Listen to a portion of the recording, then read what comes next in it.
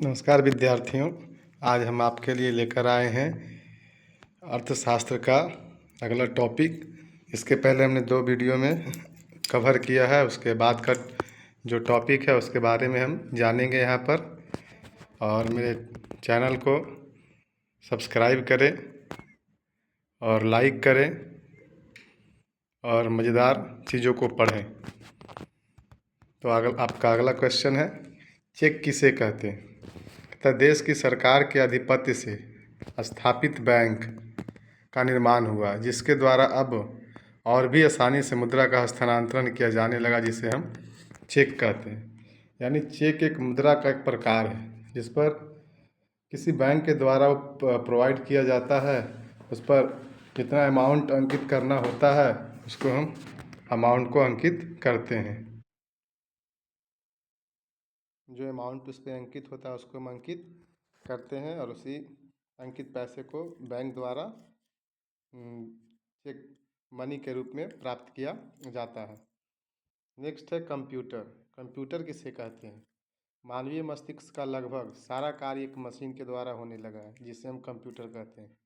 आज के आधुनिक युग में बहुत सारे कार्य जो मनुष्य के द्वारा किए जाते थे, आज एक मशीन के द्वारा किए जाने लगा है, जो मनुष्य के दिमाग से भी अधिक तेज है, जिसे हम कंप्यूटर के रूप में जानते हैं। तो कंप्यूटर एक प्रकार का मशीन है जो आज मनुष्य के लगभग सभी कार्य को पूरा करते हैं। नेक्स्ट है कोर बैंकिंग प्रणाली। तो जब एक व्यक्ति एक स्थान से दूसरे स्थान तक बिना विलंब के बैंक के माध्यम से पैसे का लेन देन करता है, तो बैंक के इस प्रणाली को कोर बैंकिंग प्रणाली कहते हैं या कहा जाता है। तथा इसमें एक व्यक्ति जब एक स्थान से दूसरे स्थान तक बिना देर किए किसी बैंक के माध्यम से पैसे का लेन देन करता है, तो उसे हम कोर बैंकिंग प्रणाली कहते हैं। नेक्स्ट है एटीएम। एटीएम किसे कहते हैं? बैंक के जिस चिन्हित स्थान से हर समय पैसे निकालने की सुविधा होती है, उसे हम एटीएम कहते हैं। इसका full form automatic teller machine होता है। एटीएम एक प्लास्टिक मुद्रा है जो किसी बैंक के द्वारा प्रोवाइड किया जाता है और उसी बैंक के एटीएम से पैसे को विड्रॉवल किया जाता है, यानी निकाला जाता है। लेकिन आप आज के ज़माने में किसी भी बैंक का एटीएम हो, किसी भी बैंक से पैसा निकालना हो तो निकालने की सुविधा प्रदान करती है। नेक्स्ट है डेबिट कार्ड। मतलब बैंक द्वारा दिया गया प्लास्टिक का कार्ड जिसके द्वारा बैंक में अपनी जमा राशि के पैसों का उपयोग करते हैं, उसे डेबिट कार्ड कहते हैं। डेबिट कार्ड में ये सुविधा रहती है कि जब भी हमारा पैसा बैंक में जमा हो तो उन पैसों का उपयोग करते हैं और हम किसी भी वस्तु को या मुद्रा को प्राप्त कर पाते हैं वहाँ से, या उस पैसे को यूज करके वस्तुओं को खरीदते हैं। नेक्स्ट है क्रेडिट कार्ड। पता है बैंक द्वारा जारी किया गया प्लास्टिक का एक कार्ड होता है। ये भी एक प्लास्टिक का कार्ड है, जिस तरह से डेबिट कार्ड है, एटीएम कार्ड है। तो क्रेडिट कार्ड भी एक प्लास्टिक का मुद्रा ही है जिसके द्वारा उसके धारक द्वारा पैसे अथवा वस्तु प्राप्त करते हैं, उसे क्रेडिट कार्ड कहते हैं। यानी क्रेडिट कार्ड में आपकी सुविधा है कि आपके बैंक अकाउंट में पैसा नहीं भी हो तो आप वस्तुओं को खरीद सकते हैं या प्राप्त कर सकते हैं और उसके बाद उसको बाद में आप पे कर सकते हैं। लेकिन डेबिट कार्ड क्या होता है, उसमें आपका पैसा रहना ज़रूरी है, तब वो डेबिट कार्ड काम करेगा। लेकिन क्रेडिट कार्ड में पैसा नहीं भी है तो आप पैसा को उधार लेके वस्तुओं को खरीद सकते हैं और बाद में उसको डिपॉजिट कर सकते हैं। नेक्स्ट है आर्थिक विकास का माप कितने तरीकों से किया जाता है। इस चैप्टर में आर्थिक विकास के माप 2 तरीकों से किया जाता है, एक राष्ट्रीय आय और एक प्रति व्यक्ति आय। हम बारी बारी से दोनों को जानेंगे कि राष्ट्रीय क्या आय होता है, प्रति व्यक्ति क्या आय होता है। राष्ट्रीय आय, जिसको हम नेशनल इनकम कहते हैं, कहता है कि राष्ट्रीय आय को आर्थिक विकास का एक महत्वपूर्ण यानी प्रमुख सूचक माना जाता है। किसी भी देश में एक वर्ष की अवधि में उत्पादित सभी वस्तुओं एवं सेवाओं के मौद्रिक मूल्य को के योग को राष्ट्रीय आय कहा जाता है। सामान्य तौर पर जिस देश का राष्ट्रीय आय अधिक होता है वह देश विकसित कहलाता है। यानी राष्ट्रीय आय का मतलब है कि अगर जिस देश का राष्ट्रीय आय अधिक हो वह देश विकसित होगा। और ये एक साल की अवधि में, कोई भी देश हो वह एक साल की अवधि में जितने भी वस्तुएं एवं सेवाओं का उत्पादन होता है उसके मौद्रिक मूल्य के योग को राष्ट्रीय आय कहा जाता है। यानी ये किसी देश का एक वर्ष के अंदर सभी सेवाओं एवं वस्तुओं के उत्पादित मौद्रिक मूल्य के योग को कहते हैं। नेशनल इनकम राष्ट्रीय आय कहा जाता है। और जिस देश का राष्ट्रीय आय कम होता है वह देश अविकसित कहलाता है। यानी किसी देश का विकसित और अविकसित होना वो राष्ट्रीय आय पर निर्भर करता है। दूसरा है प्रति व्यक्ति आय, पर कैपिटा इनकम।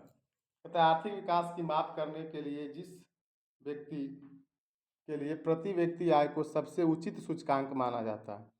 प्रति व्यक्ति आय देश में रहते हुए व्यक्तियों की औसत आय होती है। राष्ट्रीय आय को देश की कुल जनसंख्या से भाग देने पर जो भागफल आता है वह प्रति व्यक्ति आय कहलाता है। यानी किसी देश के विकास होने और ना होने को हम प्रति व्यक्ति आय से भी माप सकते हैं।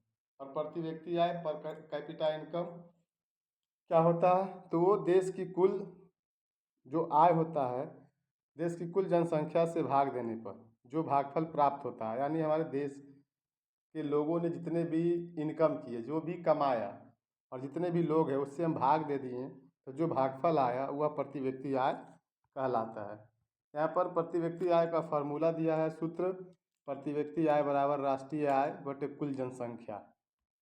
तो ये प्रति व्यक्ति आय हुआ। यानी इससे हम किसी देश के आर्थिक विकास को माप सकते हैं राष्ट्रीय आय एवं प्रति व्यक्ति आय से। पता है विश्व विकास रिपोर्ट कौन तैयार करता है? विश्व विकास रिपोर्ट विश्व बैंक के द्वारा तैयार किया जाता है।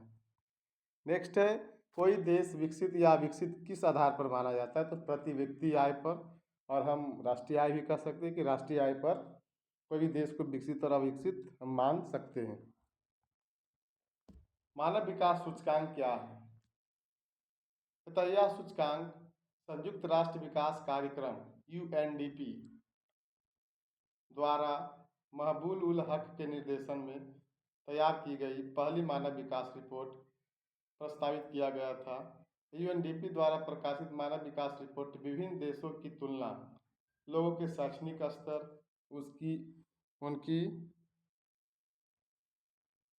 खान पान, स्वास्थ्य स्थिति और प्रति व्यक्ति आय के आधार पर निर्भर करती है। यानी कि जो ये मानव विकास सूचकांक है वो मानव के विकास को मापती है और वो उसके आधार मानते हैं तीन चीज़ कि व्यक्ति कितना पढ़ा लिखा है। यानी किसी देश को जब हम तुलना करते हैं दूसरे देश से तो वहाँ के शैक्षिक स्तर की, वहाँ की स्थिति क्या है शिक्षा में, उनका खान पान क्या है, स्वास्थ्य स्थिति क्या है और प्रति व्यक्ति आय क्या है, इन तीनों के आधार पर हम उनको किसी देश की तुलना हम दूसरे देश की तुलना करते हैं और उसके विकसित और अविकसित होने का प्रमाण बताते हैं। HDI होता है जीवन यासा सूचकांक प्लस शिक्षा प्राप्ति सूचकांक प्लस जीवन स्तर सूचकांक। यानी ह्यूमन डेवलपमेंट इंडेक्स का मतलब हुआ कि किसी देश के जीवन आशा कि वहाँ के लोग कितने सालों तक जीवित रह सकते हैं, कितना ऊंचा शिक्षा प्राप्त कर सकते हैं और उसका जीवन स्तर कितना ऊंचा हो सकता है। ये तीनों को जोड़ने पर हमको HDI मूल्य प्राप्त होता है यानी ह्यूमन डेवलपमेंट इंडेक्स प्राप्त होता है, मानव विकास सूचकांक। नेक्स्ट सवाल है मानव विकास सूचकांक को कौन मापता है? तो मानव विकास सूचकांक को संयुक्त राष्ट्र विकास कार्यक्रम, इसको हम UNDP शॉर्ट में कहते हैं, united nations programme development programme. HDI का फुल फॉर्म क्या होता है? इसका full form human development index होता है। HDI human development index. UNDP का फुल फॉर्म क्या होता है? यूनाइटेड नेशन डेवलपमेंट प्रोग्राम, अभी हमने बताए थे। U से यूनाइटेड, N से नेशन, D से डेवलपमेंट, P से प्रोग्राम। सभी HDI मूल्यों का मान कितना होता है? यानी सभी देशों का, यहाँ देश छूट गया है, यहाँ होगा सभी देशों का HDI मूल्य का मान कितना होता है? तो सभी देशों का HDI मूल्य का मान 0 से 1 होता है, यानी 0 से 1 होता है। 2004 के अनुसार यहाँ पर आंकड़ा दिया गया है HDI मूल्य का कि किस देश का HDI मूल्य सबसे अधिक है, किस देश का कम। तो यहाँ पर नॉर्वे एक ऐसा देश है जहाँ पर HDI मूल्य सबसे उच्चतम है, 0.965, जो HDI क्रम में सबसे पहले स्थान पर है। ये आपकी किताब के छपा के अनुसार, जो किताब आपका छपा है उसी के समय से ये डाटा यहाँ पर दिया गया है। भारत का स्थान 126वां है, यानी भारत का जो HDI मूल्य है 0.611, जो 126वां क्रम पर 2004 के डाटा के अनुसार बताया गया है। वर्तमान में भारत का HDI मूल्य कितना है? तो वर्तमान में भारत का HDI मूल्य 0.633 है, जो अभी के अनुसार 122वां क्रम पर है। राष्ट्रीय मानव विकास रिपोर्ट क्या है? National human development programme report, NHDR को बोलते हैं शॉर्ट में, NHDR, national human development report, राष्ट्रीय मानव विकास रिपोर्ट तथा UNDP की मानव विकास की तर्ज पर, यानी जिस तरह से UNDP एक देश की तुलना दूसरे देशों से उसके शिक्षा, शैक्षणिक स्तर, जीवन आशा और जीवन स्तर के आधार पर करती है, उसी प्रकार उसी के आधार पर भारत में पहली मानव विकास रिपोर्ट अप्रैल 2002 में जारी की गई थी। योजना आयोग के द्वारा तैयार की गई इस रिपोर्ट को तत्कालीन प्रधानमंत्री अटल बिहारी वाजपेयी ने 23 अप्रैल 2002 को नई दिल्ली में जारी किया गया। रिपोर्ट को भारतीय लोकतंत्र के लिए एक महत्वपूर्ण दस्तावेज बताते हुए योजना आयोग के तत्कालीन अध्यक्ष KC पंत ने कहा कि राज्यों के लिए योजना आकार तय करते समय इसे आधार बनाया जा सकता है, यानी एक महत्वपूर्ण आधार हो सकता है। किस लिए? तो योजना आकार जब हम तैयार करेंगे तब तो यहाँ पर ये काम आ सकता है। NHDR यानी कि राष्ट्रीय मानव विकास रिपोर्ट को हम यूज कर सकते हैं उस समय पर। 1981, 91 तथा 2001 के लिए राज्यों तथा संघीय क्षेत्रों के HDI मूल्यों का अनुमान लगाया गया था। इस रिपोर्ट में विकास की दरें भिन्न भिन्न थी। केरल का रैंक सबसे ऊपर था, जबकि बिहार, मध्य प्रदेश, असम, राजस्थान तथा उत्तर प्रदेश का रैंक सबसे नीचे था। यानी अपने भारत के राज्यों को जब तुलना किया गया दूसरे राज्यों से, तो उसमें जो सबसे ऊंचा था शिक्षा, स्वास्थ्य स्तर और जीवन स्तर पर, तो सबसे ज़्यादा ऊंचा केरल था। वहाँ पर उच्च शिक्षा है, लोग अच्छा जिंदगी जीते हैं, उनका रहन सहन, जीवन शैली अच्छा है, जीवन स्तर ऊंचा है और स्वास्थ्य स्थिति भी बढ़िया है। तो केरल सबसे फर्स्ट रैंक पर था, जबकि बिहार, मध्य प्रदेश, असम, राजस्थान तथा उत्तर प्रदेश निचले क्रम पर था। इसीलिए इनको बीमारू प्रदेश कहा गया। यानी ये आर्थिक जो शैक्षणिक स्तर से, स्वास्थ्य स्तर से, जीवन स्तर आशा से, जो इन सभी राज्यों में ये सारी चीज़ की कमी देखी जाती है, इसलिए इसको बीमारू राज्य कहा गया।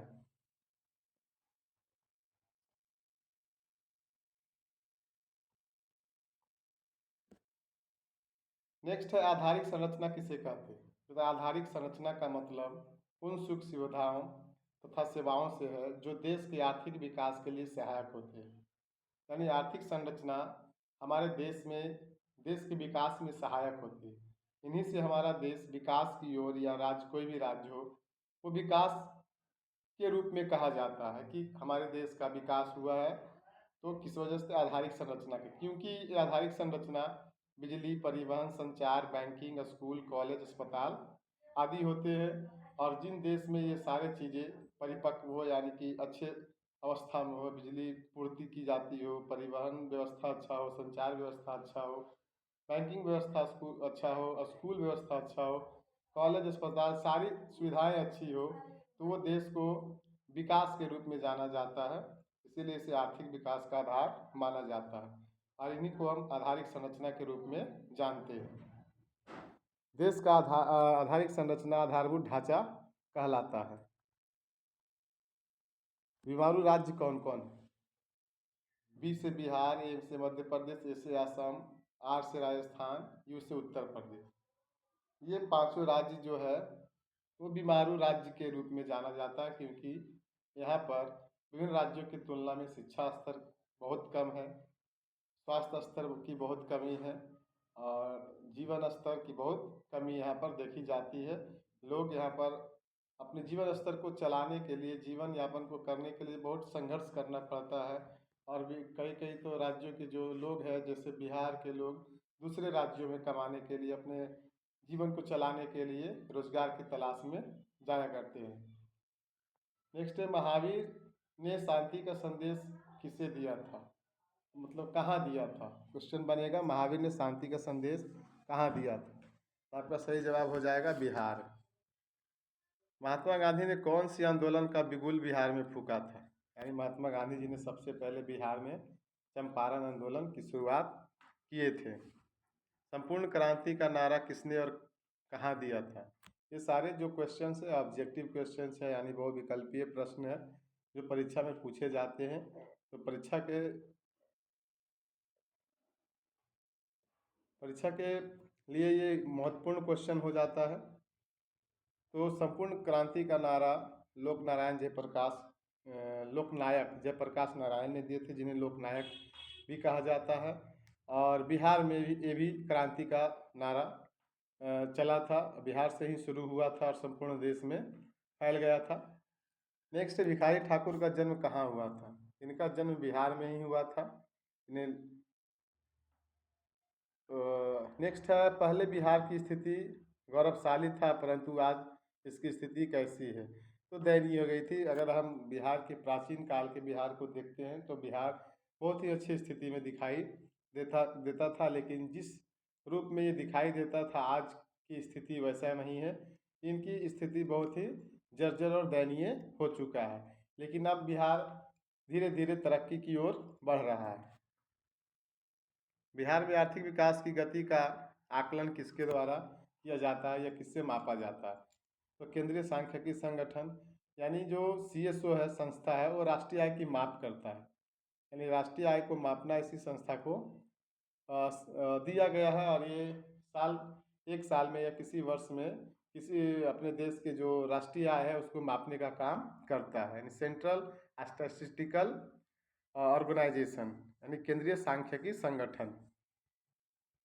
बिहार के पिछड़ेपन के कारणों को लिखें। अब यहाँ हम पढ़ेंगे बिहार के पिछड़ेपन और उसके दूर करने के उपाय, कि बिहार का पिछड़ने का कारण क्या है, बिहार इतना पीछे वर्तमान युग में क्यों चला गया। तो उसके बहुत से कारण हैं जिसको हम बारी बारी से यहाँ पर पढ़ेंगे। पहला है तेजी से बढ़ती जनसंख्या।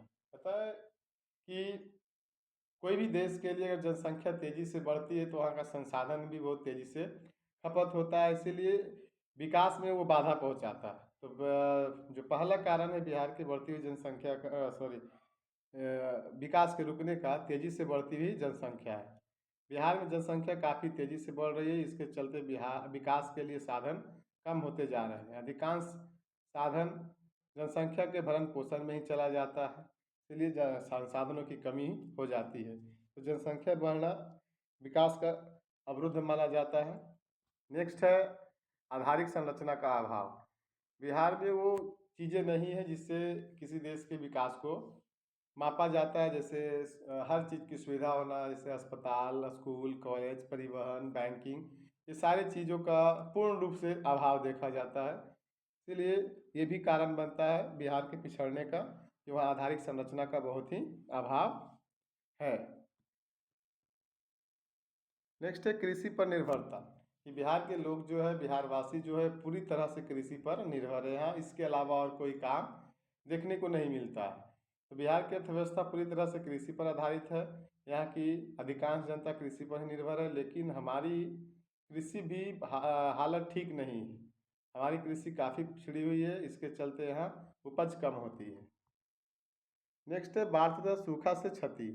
हर साल कम या अधिक बाढ़ का आना बिहार में तय है। कहता है कि ये एक प्राकृतिक आपदा है, बाढ़ और सूखा, जो भगवान द्वारा या प्रकृति द्वारा प्रदत्त है, और ये अनिश्चित होता है, एक निश्चित नहीं है। हर साल या 2 साल या 4 साल के बाद बिहार को इन चीज़ों को मार झेलना पड़ता है। बिहार को मुख्यतः दो भागों में जब हम बांटते हैं, उत्तरी बिहार और दक्षिणी बिहार, तो दक्षिणी बिहार में सूखा की मार से फसलें उग नहीं पाती है, तो इसकी कमी हो जाती है, या कहीं फसलें उगती है तो बाढ़ की वजह से नष्ट हो जाती है। तो ये दोनों बिहार के लिए खासकर ये प्राकृतिक प्रदत्त आपदा है। इसको हम थोड़ा कम करके या इससे बचने के उपाय ढूंढ करके इसे हम बचा जा सकता है और अपने बिहार को विकास की ओर ले जाया जा सकता है। तो ये दोनों एक प्रलयकारी होता है, आपदा है। 2008 में काशी का बाढ़ आया था जो एकदम पूरा प्रलयकारी, और वर्तमान में 2024 में भी देखने को मिला कि उत्तरी बिहार पूरे बाढ़ से डूब चुका था। तथा 2009 में भी भीषण नेपाल में आए जल से बागमती नदी में बाढ़ देखने को मिला। यानी बिहार हमारे उत्तर दिशा में पड़ता है, तो उधर से नेपाल जो ऊपरी छोर पर है, उधर जब बारिश होती है तो जो पूरा पानी है वो नेपाल जब छोड़ता है तो पूरे बिहार, उत्तरी बिहार में फैल जाता है और बाढ़ देखने को मिलता है, जिससे वहाँ के आसपास के इलाके जैसे सीतामढ़ी, दरभंगा, मधुबनी आदि जगहों में खेती बाड़ी को बहुत प्रभावित की जाती है, उनके फसलों को बर्बाद हो जाता है वहाँ। तो इस तरह से ये भी एक कारण बनता है बिहार के पिछड़ने का। नेक्स्ट है औद्योगिक पिछड़ापन। कहता है कि किसी भी देश या राज्य के लिए उद्योगों का विकास जरूरी होता है, लेकिन बिहार में औद्योगिक विकास कुछ दिखता ही नहीं है। यहाँ के सभी जो खनिज क्षेत्र एवं बड़े उद्योग है, जो प्रतिष्ठित अभियांत्रिकी है संस्थाएं, सभी झारखंड चले गए। जब झारखंड को बिहार से अलग किया गया तो उस समय सारे औद्योगिक जो व्यवस्था थी वो झारखंड चला गया और बिहार में सिर्फ खेती बाड़ी के लिए ज़मीन बचा। तो बिहार उसमें भी उन्नत नहीं हो पाया और कृषि को भी मजबूत नहीं कर पाया, जिसके कारण बिहार पिछड़ापन है। कृषि से भी कोई औद्योगिक संबंधित उद्योगों को लगा नहीं पाए। तो भारत इस प्रकार औद्योगिक पिछड़ के वजह में पिछड़ चुका है। नेक्स्ट है गरीबी। कहता बिहार एक ऐसा राज्य है जहाँ गरीबी का मार काफ़ी अधिक है। राज्य में प्रति व्यक्ति आय राष्ट्रीय औसत के आधे से भी कम है। इसके चलते भी बिहार पिछड़ा है। बिहार में निर्धनता का दुष्चक्र है। नेक्स्ट है खराब विधि व्यवस्था। किसी भी देश या राज्य के लिए शांति या सुव्यवस्था जरूरी होती है, लेकिन बिहार में वर्षों तक कानूनी व्यवस्था कमजोर स्थिति में थी, जिसके चलते नागरिक शांतिपूर्ण उद्योग नहीं लगा पा रहे थे। इस तरफ खराब विधि व्यवस्था भी बिहार के पिछड़ने का एक महत्वपूर्ण कारण बन गया। मतलब बिहार के पिछड़ने का एक कारण है खराब विधि व्यवस्था कि यहाँ पर उद्योगों को लगाने के लिए जब उद्योगपति आते हैं तो यहाँ पर उनको लगाने के लिए उनको सपोर्ट नहीं मिलता है हमारे प्रशासन के वजह से, या जो शासन व्यवस्था है उसके वजह से उनको ये डर बना रहता है कि जब हम या बिजनेस करने आए तो वो उनकी बिजनेस को नुकसान पहुंचने का डर रहता है, क्योंकि बिहार प्रशासन के हिसाब से बहुत ही खराब जगह माना जाता है। यहाँ गुंडागर्दी बहुत ज़्यादा पहले के ज़माने में होता था, इसीलिए उद्योग धंधा भी लग नहीं पाता था, या लोग जो लगाने आता था वो लगा नहीं पाते थे। नेक्स्ट है कुशल प्रशासन का अभाव। बिहार की प्रशासनिक स्थिति ऐसी हो गई है जिसमें पारदर्शिता का अभाव है। बिहार में आर्थिक विकास की गति काफ़ी कम है, किंतु वर्तमान में केंद्रीय सांख्यिकी संगठन के आकलन में जहां घरेलू उत्पाद में नकारात्मक प्रतिशत था, वहीं 2008-09 में 20 सकारात्मक प्रतिशत देखने को मिला। ये बिहार के पिछड़ेपन का कारण था कि बिहार आखिर पिछड़ा हुआ क्यों है। तो इन वजहों से बिहार पिछड़ा हुआ था। अगर हमको बिहार को तरक्की की ओर ले जाना है तो बिहार को इन सभी कारणों से मुक्त करना पड़ेगा, इन कारणों को सही करना पड़ेगा, तो हम बिहार के विकास की कल्पना कर सकते हैं। बीच में ऑब्जेक्टिव क्वेश्चन है, किसने कहा था कि बिहार के विकास के बिना भारत का विकास संभव नहीं। ये सवाल कई बार परीक्षा में पूछा भी गया है, तो ध्यान से याद रखें और नेक्स्ट परीक्षा के लिए याद करें, क्योंकि ये क्वेश्चन बहुत ही इंपॉर्टेंट है और बार बार इस सवाल को पूछा जाता है। इनका सही जवाब हो जाएगा APJ अब्दुल कलाम। अब हम पढ़ेंगे बिहार में पिछड़ेपन के दूर करने के उपाय।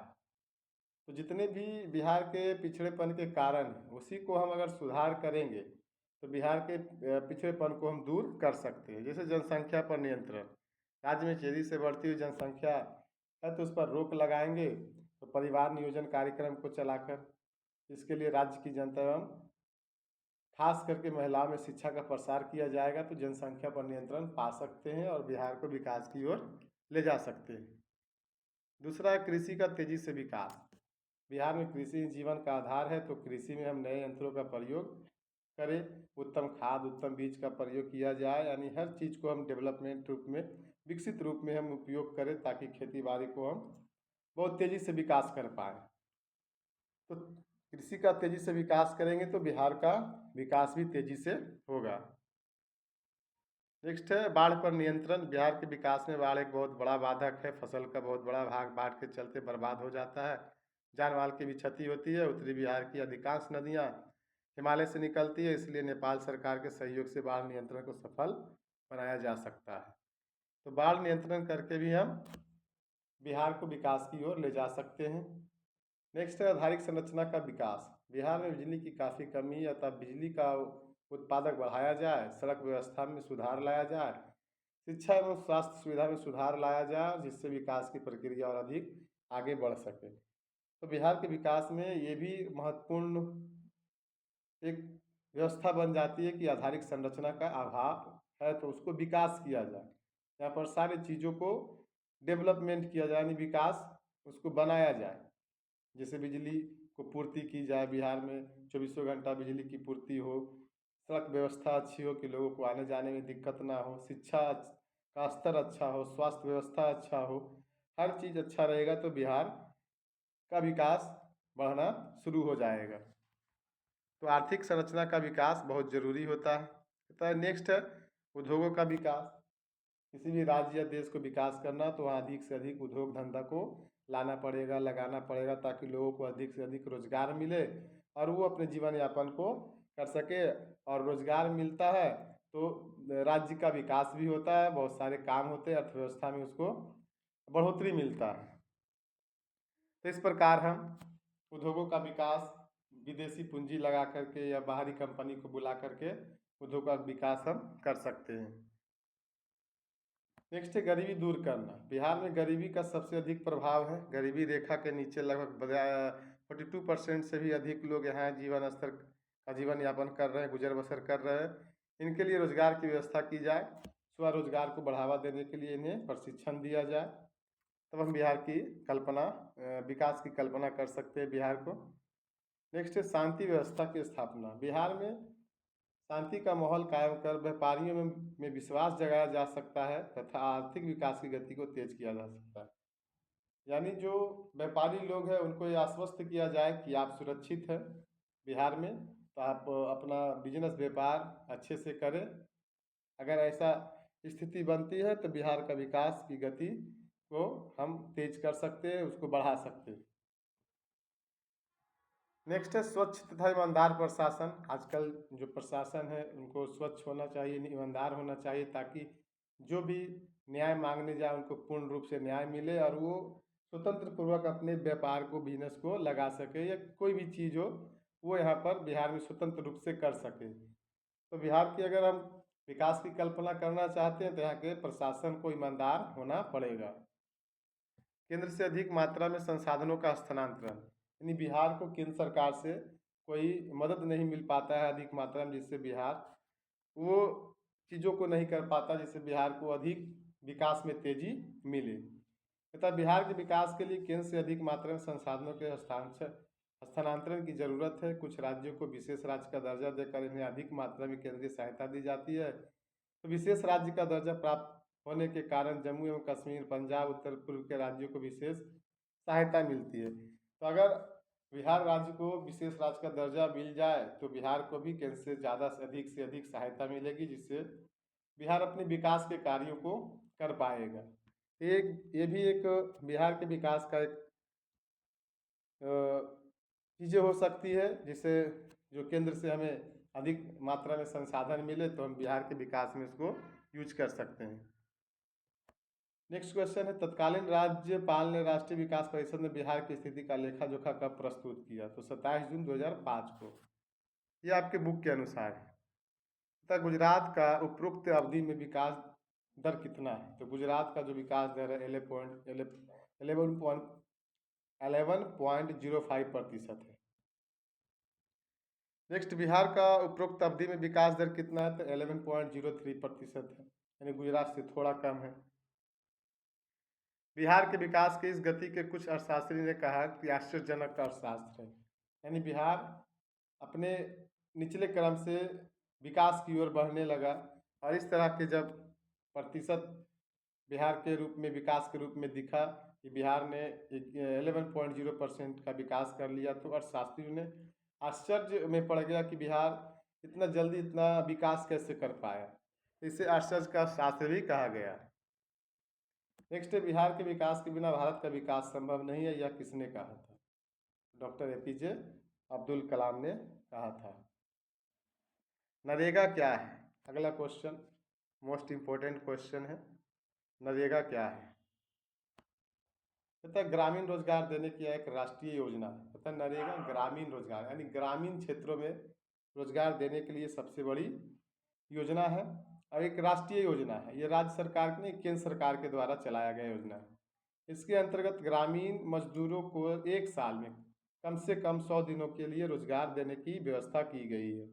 इसके लिए न्यूनतम मजदूरी भी निर्धारित किया गया है। तो ये उस हिसाब से ये बहुत ही इम्पोर्टेंट या महत्वपूर्ण प्रश्न बन जाता है। नरेगा क्या है? National rural employment guarantee act, इसका फुल फॉर्म होता है NREGA। नेक्स्ट है, गरीबी रेखा क्या है? कहता है कि हर देश को लोगों के मापने के लिए एक गरीबी रेखा होता है और हर देश में ये इंडिकेटर अलग अलग हो सकते हैं।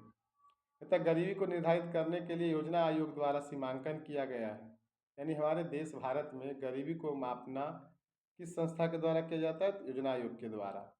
तथा उनके शब्दों में गरीबी रेखा कैलोरी पर आधारित है, यानी कि भारत में गरीबी को हम कैलोरी का मापदंड रखें, यानी जो मापने का आधार है कैलोरी। जिस तरह से हम लंबाई को मीटर में मापते हैं, किलोमीटर में मापते हैं, एरिया को वर्ग मीटर में मापते हैं, उसी तरह से गरीबी रेखा को हमारे देश में कैलोरी पर मापा गया है। यानी ग्रामीण क्षेत्र में 2400 कैलोरी, यानी ग्रामीण क्षेत्र में काम करने वाले मजदूरों को, लोगों को प्रत्येक दिन 2400 कैलोरी प्राप्त होता है। तथा शहरी क्षेत्रों में 2100 कैलोरी प्रति व्यक्ति प्रतिदिन निर्धारित किया गया। अगर ये चीज़ें उनको मिलता है तो अर्थशास्त्र में गरीबी की माप या एक काल्पनिक माप है, यानी ये एक काल्पनिक माप है। माप बदल भी सकते हैं, ये जरूरी नहीं है। हो सकता है कि उसको रुपया पर भी मापे कि एक दिन में व्यक्ति कितना कमाता है, यानी प्रति व्यक्ति आय से भी हम गरीबी माप सकते हैं।